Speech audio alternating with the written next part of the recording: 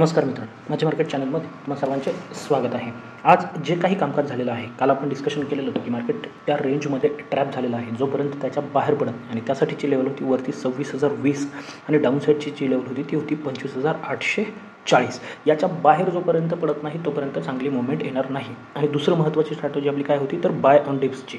काय स्ट्रॅटेजी होती? Buy on डिप्सची. आणि आज झाली तसंच पहा, पहिली कॅन्डल थोडंफार गॅप डाऊन, ज्याला आपण फ्लॅट ओपनिंग म्हणू शकतो त्या पद्धतीचं एक ट्राय केलं मार्केटने 950 ब्रेक करण्याचा, नाही झाला. आणि दुसरं जे बाईंग लेवल होती आपण मध्ये डिस्कस केली ती ॲग्रेसिव्ह ट्रेडरसाठी, ती होती 25,960, 940, 960चा झोन. पण तिथून रिजेक्शन फेस केलं. इथे खूप वेळ ट्राय केलं मार्केटने, तास 2 तास त्याच रेंजमध्ये या दोन परफेक्ट रेड कॅन्डल बनल्या. आणि इथून मार्केटने याला तुम्ही एक डबल बॉटम अगदी बारकाईने पाहिलं तर तुमच्या लक्षात येईल एक परफेक्ट डबल बॉटम ज्याला आपण म्हणू शकतो ना, त्या पद्धतीचं फॉर्मेशन इथे झालेलं आहे. पण मार्केट त्या रेंजमध्ये खूप वेळ घालवलं होतं. खरं तर इथे बाईंग करण्याची हिंमत झालेली नाही आहे. पण त्यानंतर इथे जाऊन जी 950, 940ची लेवल होती ती परफेक्टली ब्रेक केली. आणि शेवटचा अर्धा तास जो आहे ना, त्यामध्ये एक चांगली मुवमेंट येऊन पुन्हा 26,000च्या वरती, पुन्हा म्हणण्यापेक्षा फर्स्ट टाईम 26,000च्या वरती बंद झालेलं आहे. जो 26,000 क्लेम केलेलं होतं काल ते ब्रेक करून त्याच्यावरती मार्केट क्लोजिंग बेसिस राहिलेलं आहे. हे खूप महत्त्वाचं आहे. आणि उद्या आहे एक्सपायरी, त्यामुळे एक्सपायरीला एक मोठा धमाका होण्याची शक्यता आहे. फक्त आता एक गोष्ट लक्षात ठेवायची की रेजिस्टन्सच्या वरती मार्केट जर सस्टेन करतं आहे तर आपण टार्गेट जे आहे ते फायनल 26,200 आहे. जर तुम्ही विकली ॲनालिसिसचा व्हिडिओ पाहिला नसेल ना तर तो एकदा अवश्य पहा. तिथे मी लेवल डिस्कस केलेले होते की कसं आपल्याला जिथे क्लोज आहोत तिथून फक्त 40-50 पॉईंटवरती बंद होण्याची गरज होती.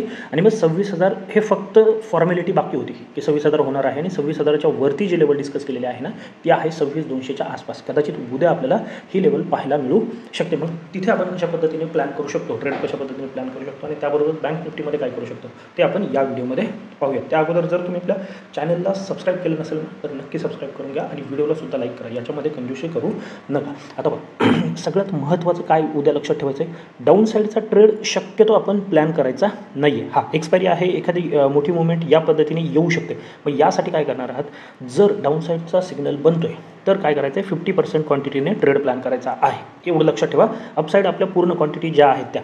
आता दोन सिनेरिओ असू शकतात, फ्लॅट ओपनिंग किंवा गॅप अप ओपनिंग. गॅप डाऊनचं सांगतो मी, पण फ्लॅट ओपनिंग जर झालं तर मात्र ही जी लेवल आहे ना 26,050, 26,060 या 10 पॉईंटवरती लक्ष ठेवा. का सांगतो आहे, जर मार्केट इथे ओपन होते 26,020, 26,050, 26,010 इथे कुठे ओपन होते, वरती सावकाश जाते आणि स्लोली इथे सस्टेन करून ब्रेकआउट येतो किंवा इमिजिएट ब्रेक करून इथे सस्टेन करते ना, तर तो एक चांगला ट्रेड प्लॅन होऊ शकतो.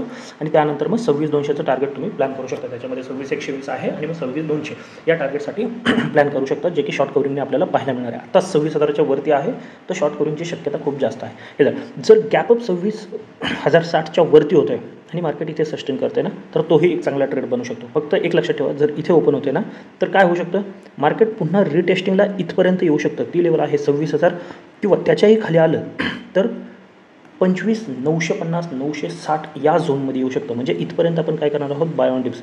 जर इथून मार्केट येते कदाचित इथे एखादं फॉर्मेशन बनून वरती जाईल किंवा इथून खाली येते तर इथे एखादं फॉर्मेशन बनून मार्केट वरती येईल. हे लक्षात ठेवायचं आहे.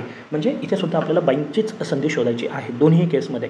टार्गेट दोघांसाठी असेल 950, 960 जवळ जर आपल्याला बाईंग मिळतं आहे तर मग थोडं क्रिटिकल होऊ शकतं, कारण का एक्सपायरीला कदाचित इथे नवीन पोझिशन बनतील आणि 26,025, 26,030 हा स्ट्रॉंग रेजिस्टन्स आपल्याला बनताना पाहायला मिळू शकतो. आणि मग याच्या खालीच एक्सपायरी करण्याचा प्रयत्न असू शकतो.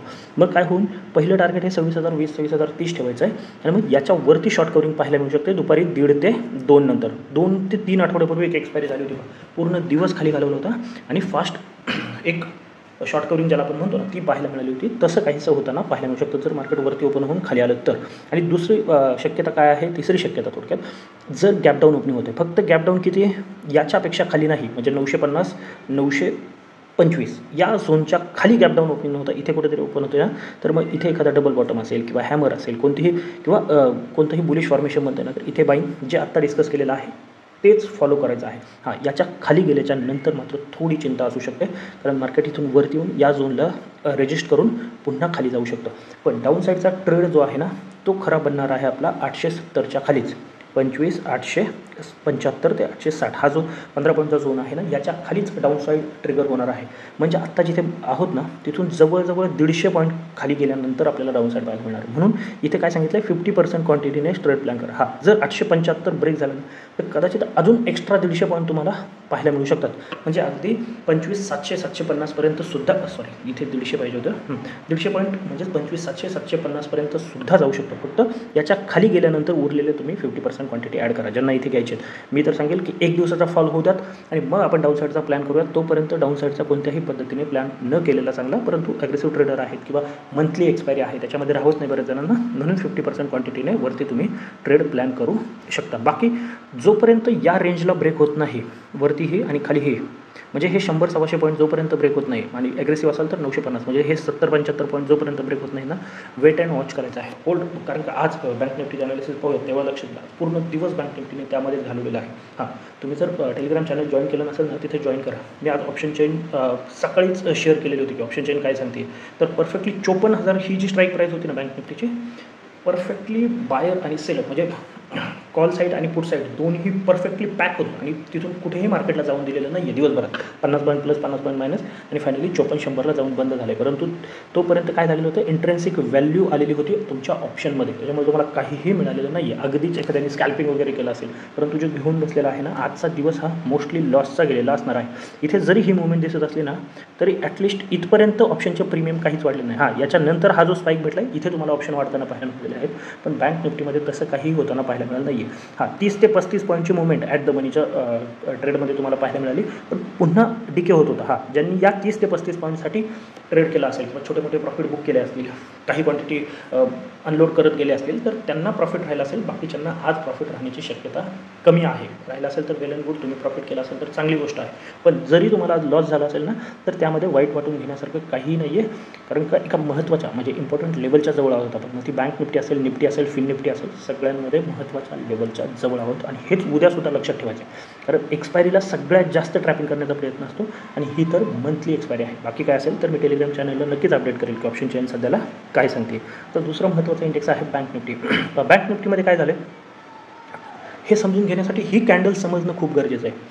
ज्यावेळेस या पद्धतीचा एखादा वीक बनतो ना, खूप मोठा वीक, म्हणजे कॅन्डल अगदीच या कॅन्डलमध्ये बॉडीच नाही आहे थोडक्यात, तर एवढा मोठा वीक आणि तोही 3 वाजता बनलेला होता, कालच्या 3 वाजता. म्हणजे काय झालं, इथे ज्या ऑर्डर होत्या ना त्या ऑर्डर घेऊन आलेलं आहे मार्केट.